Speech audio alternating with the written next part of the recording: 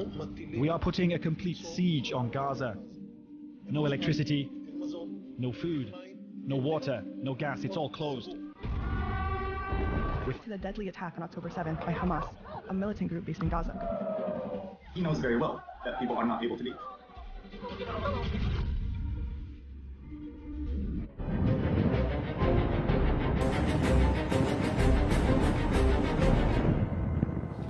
Bloodshed in Gaza. 2.3 million people are trapped inside Gaza without food, without water, without electricity and without medicine. Israel continuous तौर पर bombard कर रहा है Gaza city को। Israel attack कर रहा है हॉस्पिटल्स पे, रेसिडेंशियल कॉम्प्लेक्स पे, रिहायशी इलाकों पे, चर्चेस पे, मस्जिदों पे। इजराइल मार रहा है बच्चों को, औरतों को, सिविलियंस को, मेडिकल स्टाफ को। It's a siege of Israel on Palestine, is the mass killing of the people of Palestine by Israel. Gaza is a hell on earth today. It's a genocide of Palestinian people by Israel. The hypocrisy of the Western countries, especially America, that has given Israel the license to kill civilians, to kill children, to kill women, to destroy human values.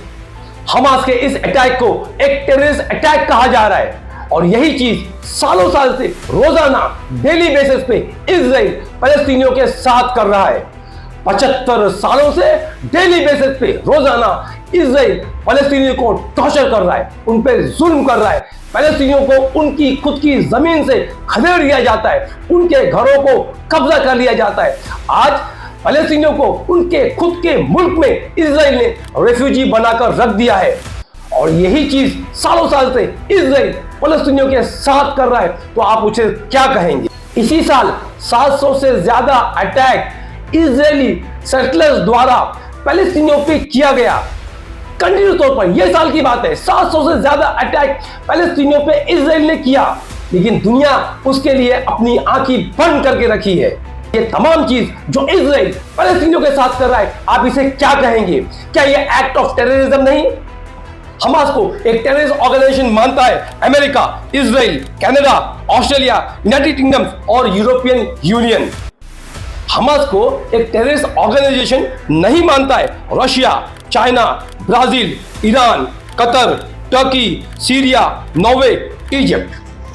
Hamas is not a terrorist organization, but a group of liberators and mujahideen fighting to protect their land and their city.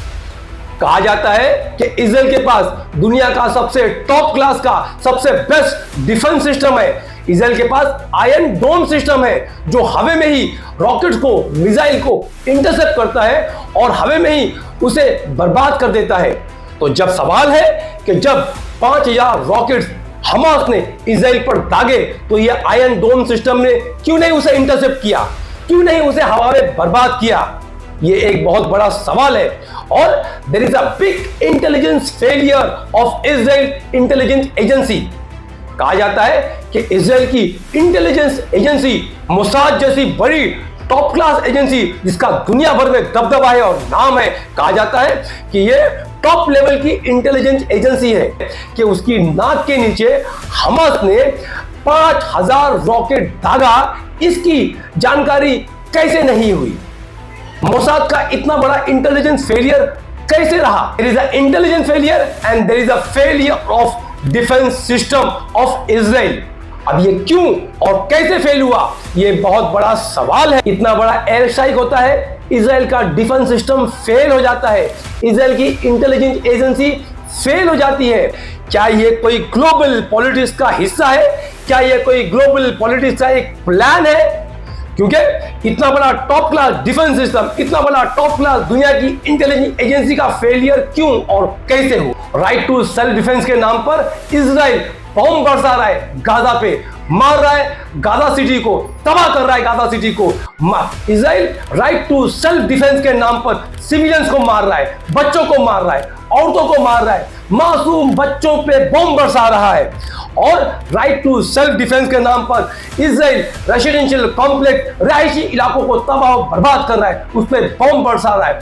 Right to self defence के नाम पर Israel hospital को मार रहा है, churches को मार रहा है, मस्जिदें डिस्ट्रॉय कर रहा है, यहां तक कि एम्बुलेंस पे बम बरसा रहा है। आप सोचिए कि राइट टू सेल्फ डिफेंस के नाम पर इजराइल कुछ भी कर रहा है और दुनिया खामोशी से देख रही है।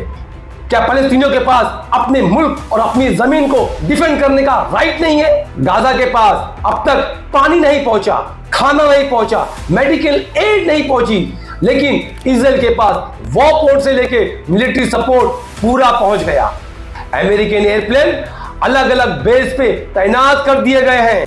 अमेरिका अपनी मिलिट्री ताकत खाड़ी देशों में बढ़ा रहा है, कंटिन्यूस तौर पर मिलिट्री का जमावड़ा कर रहा है। अमेरिका ने अब तक खाड़ी देशों में 2 aircraft carrier, air defence systems, worship carrying thousands of marine, तकरीबन 5000 से ज्यादा सोल्जर्स है उस पे, फाइटर जेट। जिस तरीके से अमेरिका खाड़ी देशों में अपनी मिलिट्री बेस बढ़ा रहा है, अपनी मिलिट्री का जमावड़ा कर रहा है, वो डायरेक्टली और इनडायरेक्टली गल्फ कंट्रीज को एक मैसेज देना चाहता है, डराने की कोशिश कर रहा है, धमकाने की कोशिश कर रहा है कि अगर कोई कंट्री भी फलस्तीन की मदद के लिए आगे आएगी और इजराइल पर अटैक करेगी तो उसका जवाब हम देंगे। मतलब अमेरिका बोल रहा है कि अगर इजराइल पे किसी ने भी अटैक किया तो उसका जवाब उसे दिया जाएगा।